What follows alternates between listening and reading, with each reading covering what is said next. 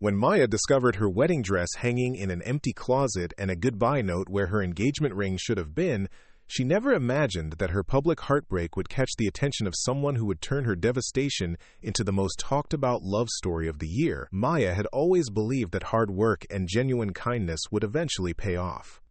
At 27, she managed the children's section at Riverside Public Library, a job that barely covered her modest apartment rent but filled her days with purpose. Before we jump back in, tell us where you're tuning in from, and if this story touches you, make sure you're subscribed, because tomorrow, I've saved something extra special for you. Her world revolved around storytime sessions with giggling toddlers, helping teenagers find books that would change their perspectives, and organizing literacy programs for underprivileged families. She lived in a converted studio above Mrs. Chen's bakery, where the scent of fresh bread would wake her each morning. Her furniture was secondhand but carefully chosen, her walls decorated with handmade crafts from the children she worked with. Maya's biggest luxury was her weekly coffee date with herself at Corner Café, where she would grade reading assessments and plan upcoming library events. That autumn morning when everything changed started like any other. Maya was setting up for the monthly book fair when she noticed someone watching her from across the room. He stood near the biography section, tall with sandy brown hair and an easy smile that made her stomach flutter. Unlike the usual library patrons, he wore a tailored navy suit that suggested he had somewhere important to be. When their eyes met, he approached with confidence that seemed natural rather than rehearsed. His name was Derek, and he claimed to be researching local history for a documentary project. Maya found herself explaining the library's archive system, completely forgetting about the book fair setup as Derek listened with genuine interest. Their first conversation lasted 3 hours. Derek asked thoughtful questions about her work, laughed at her stories about the challenges of managing children's programs, and shared his own dreams of creating meaningful media content. When closing time arrived, Maya was surprised by how quickly the afternoon had disappeared. Derek began visiting regularly, always finding legitimate reasons to need library resources. He would arrive during Maya's lunch breaks, bringing sandwiches from the deli across the street so they could eat together in the quiet reading garden behind the building. Their conversations flowed effortlessly, covering everything from childhood memories to future aspirations. Maya learned that Derek worked in marketing for a mid-sized firm downtown, that he had moved to the city 2 years earlier from Seattle, and that he shared her passion for education and community development. He spoke about wanting to use his skills to promote causes that mattered, to create content that inspired rather than just sold products. The first time Derek asked her to dinner, Maya spent an entire paycheck on a new dress. She had never been to Bellezza, the upscale Italian restaurant he had chosen, and felt intimidated by the cloth napkins and wine list. But Derek immediately put her at ease, asking the waiter to recommend something special while keeping the conversation focused on Maya rather than the elegant surroundings. Over candlelit pasta, Derek revealed more about his family. His parents lived in Portland, where his father managed a successful accounting firm and his mother ran a small art gallery. He had a younger sister finishing graduate school and a brother who worked in tech. They sounded like the kind of stable, accomplished family Maya had always imagined having someday. As weeks turned into months, Derek became woven into every aspect of Maya's life. He attended library fundraisers, charming the board members with his professional insights about marketing their programs. He helped her move furniture when she finally upgraded to a one-bedroom apartment, and he surprised her with thoughtful gifts that showed how carefully he listened to her casual mentions of things she liked. Their first overnight trip together was to the coast, where Derek had booked a charming bed and breakfast overlooking the ocean. Maya had never seen the Pacific, and Derek delighted in her excitement as they walked along the beach collecting shells. That weekend, she felt like she was living in one of the romance novels she shelved at work. Derek's apartment reflected his growing success at the marketing firm. Located in a trendy downtown building, it featured floor-to-ceiling windows, modern furniture, and artwork that Maya suspected cost more than her monthly salary. But Derek never made her feel out of place there. He would cook for her in his sleek kitchen, or they would order takeout and eat it sitting on his balcony watching the city lights twinkle below. Maya began to notice changes in her own life as their relationship deepened. Derek encouraged her to apply for a supervisor position at the main library branch. helping her practice interview answers, and celebrating when she got the promotion. He introduced her to new restaurants, cultural events, and social circles she had never imagined accessing. The engagement happened on a snowy December evening that felt like something from a holiday movie. Derek had planned an elaborate scavenger hunt that began at the library and ended at the reading garden where they had shared so many lunch conversations. When Maya found the final clue leading her to the bench under the old oak tree, Derek was waiting there with a ring that caught the light from the string lights he had hung in the branches. His proposal speech was perfect, mentioning specific moments from their relationship that had meant the most to him, promising a future filled with shared adventures and mutual support. Maya said yes before he finished talking, tears streaming down her face as he slipped the ring onto her finger. The diamond was larger than anything she had ever imagined wearing, but Derek assured her that she deserved something that reflected how precious she was to him. Wedding planning became Maya's second job. Derek's family was enthusiastic about contributing to the celebration, with his mother insisting on hosting an engagement party at their Portland home. Maya's own family was smaller and more modest, but Derek treated her parents with the same respect and warmth he showed everyone else. The engagement party was Maya's first real glimpse into Derek's world beyond their private relationship.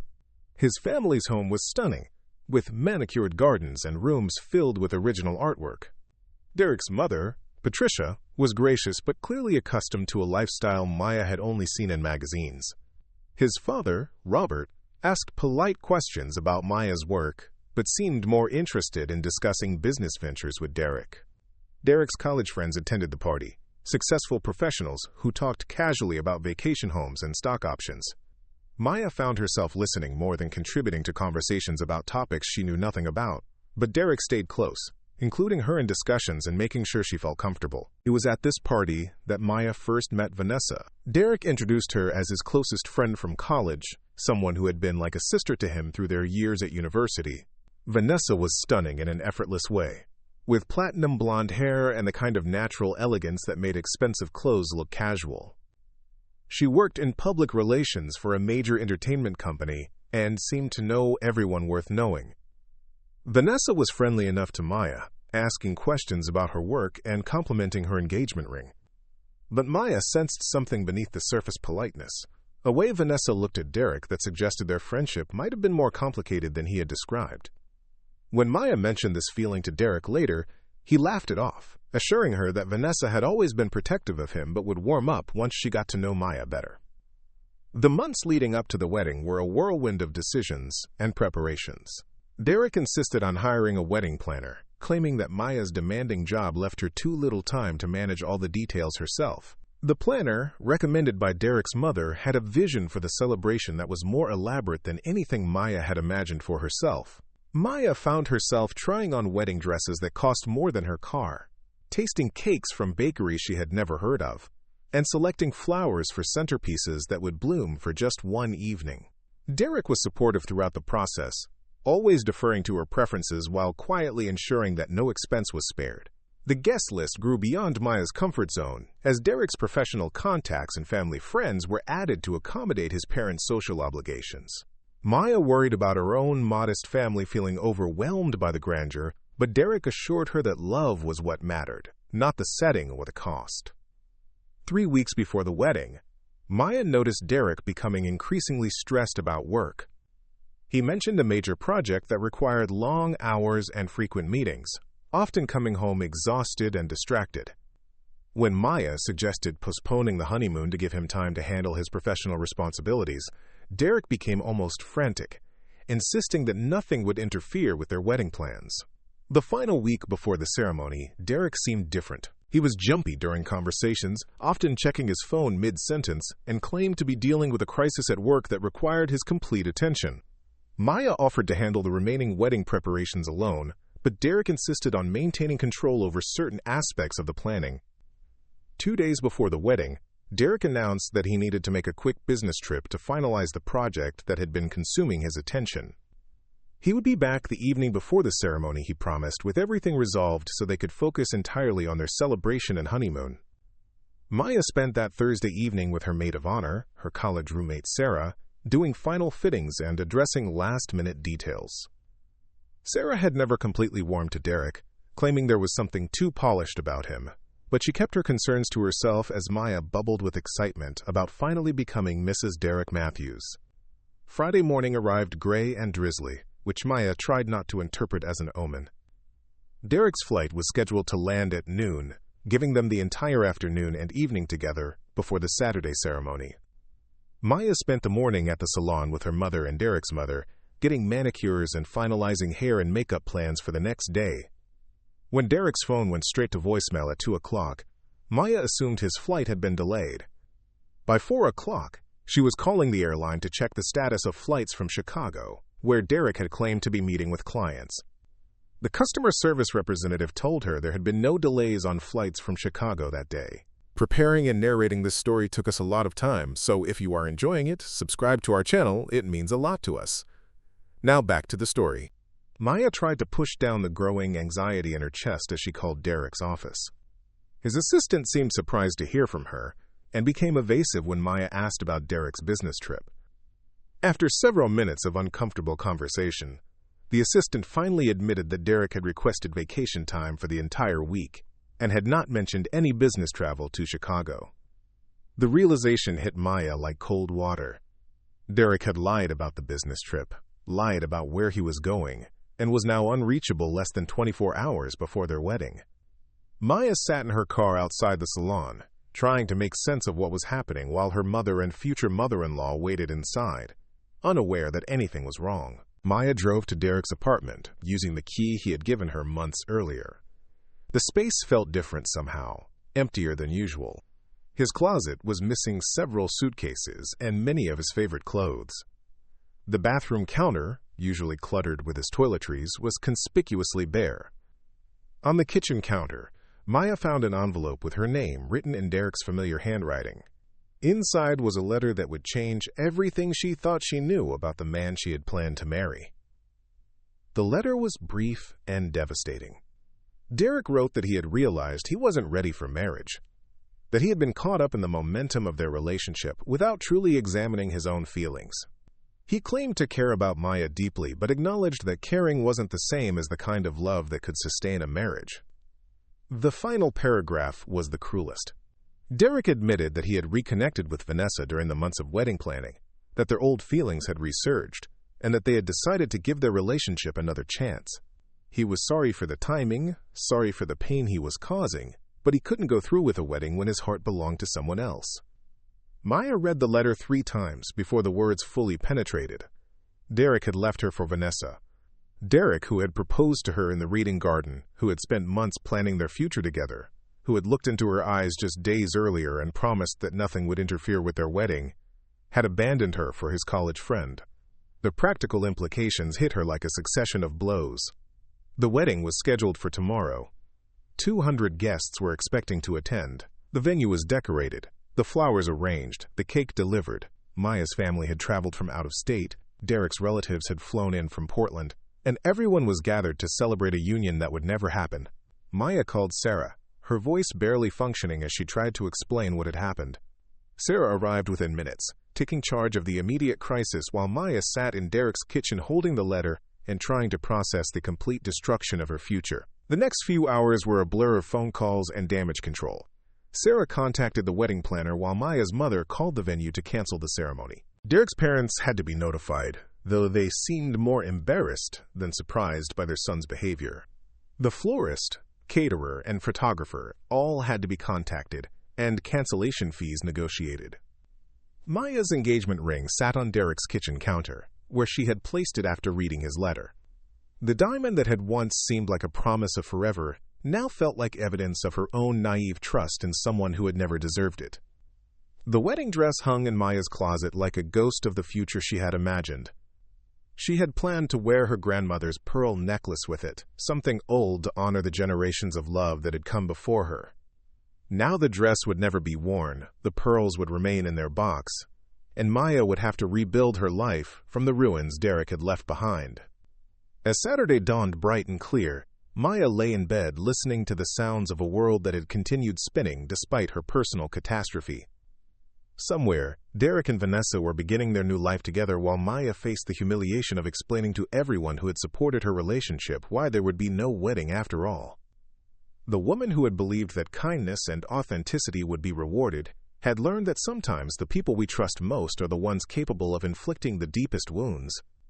Maya's fairy tale had ended not with happily ever after, but with betrayal and abandonment that would force her to discover strengths she never knew she possessed.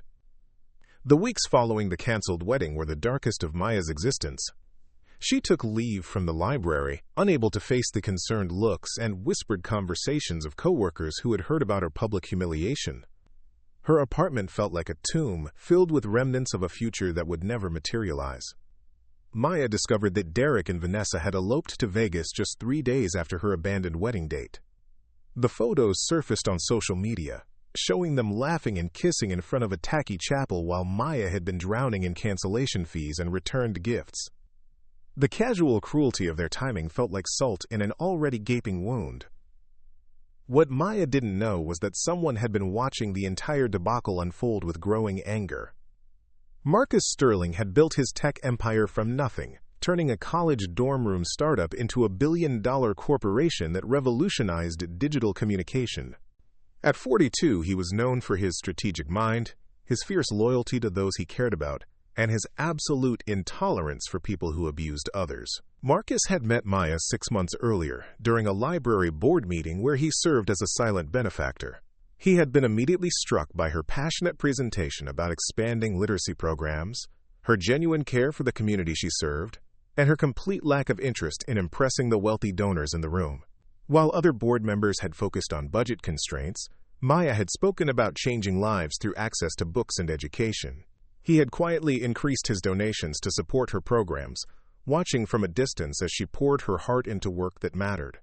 When Derek had appeared in Maya's life, Marcus had felt an unexpected pang of disappointment, though he told himself he had no claim to feelings about the librarian's personal choices. The news of Maya's abandoned wedding reached Marcus through the social networks that connected all of the city's prominent families. Derek's parents moved in circles adjacent to Marcus's own, and the story of their son's last-minute betrayal spread quickly through their mutual acquaintances. Marcus learned that Maya had been left to handle the cancellations alone, while Derek and Vanessa celebrated their spontaneous elopement. Marcus began making quiet inquiries about Derek Matthews and his new wife. What he discovered made his jaw clench with controlled fury. Derek's marketing firm had been operating several fraudulent accounts, billing clients for services never rendered and inflating campaign results through falsified metrics.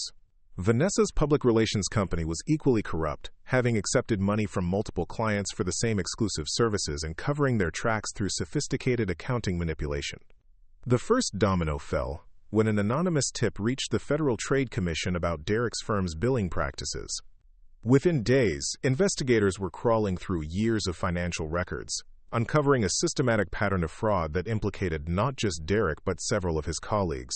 Client contracts were examined, promises compared to deliverables, and a mountain of evidence built against the company. Vanessa's world crumbled simultaneously when her biggest client, a major entertainment studio, received detailed documentation of her double billing practices. The studio's legal team discovered that Vanessa had been charging them for exclusive representation while secretly working for their competitors on identical campaigns. The lawsuit that followed was swift and devastating. Maya watched the news coverage of Derek and Vanessa's legal troubles with a mixture of fascination and unease. The couple who had destroyed her life for their own happiness were now facing criminal charges, bankruptcy, and professional ruin. Justice felt hollow when it arrived through such systematic destruction.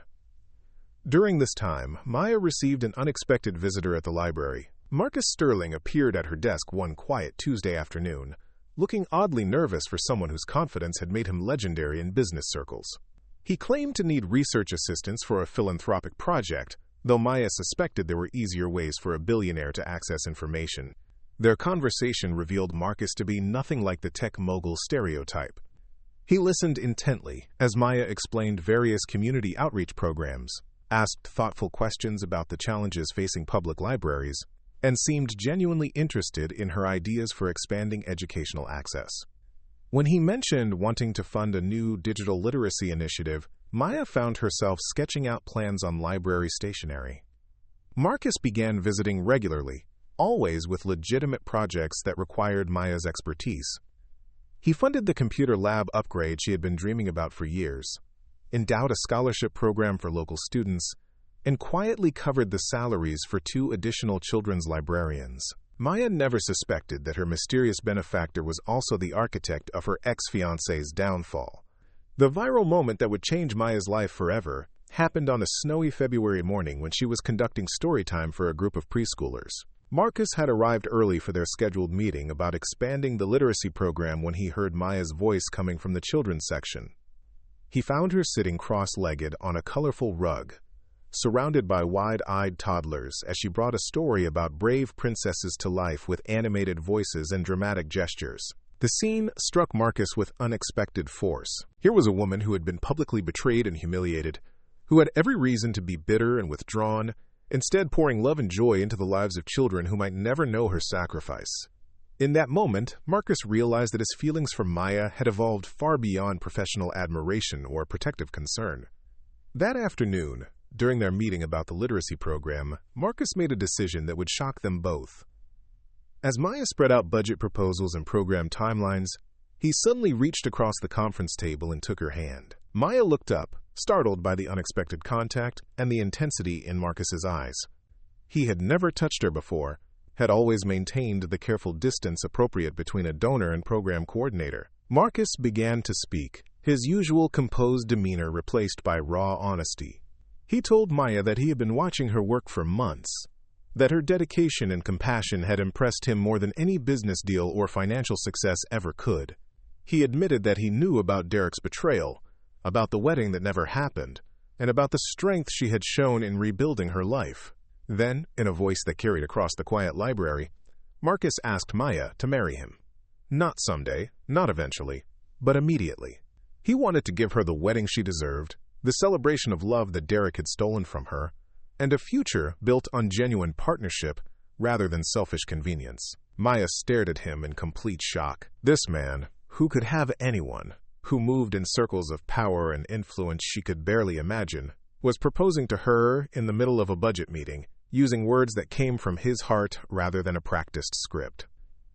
Before Maya could respond, several library patrons had pulled out their phones to record the unexpected proposal. Marcus's declaration of love, his promise to honor and protect Maya, and his plea for her to trust him with her future, all delivered with the passionate sincerity of someone who had found his person in the most unlikely place. Maya's acceptance was whispered through tears, but the phones caught every word. Within hours, the video had spread across social media platforms, with millions of viewers enchanted by the billionaire who had fallen in love with a librarian and the woman brave enough to say yes to unexpected love. The wedding that Marcus arranged for Maya was everything her first ceremony should have been. Intimate but elegant, held in the library's reading garden under the same oak tree where Derek had once proposed with false promises. Maya wore a simple dress that made her feel beautiful rather than costumed, surrounded by people who truly cared about her happiness. Derek and Vanessa watched the viral proposal from their respective jail cells, where they were awaiting trial for fraud charges that would eventually result in federal convictions. The woman Derek had abandoned for his college obsession had found a love more genuine and powerful than anything he was capable of understanding. Maya's new life with Marcus was built on foundations of mutual respect, shared values, and the kind of love that grew stronger through adversity, rather than crumbling at the first sign of difficulty. Together, they expanded the literacy programs that had brought them together, creating opportunities for children and adults across the country to discover the transformative power of education. Up next, you've got 2 more standout stories right on your screen. If this one hit the mark, you won't want to pass these up. Just click and check them out.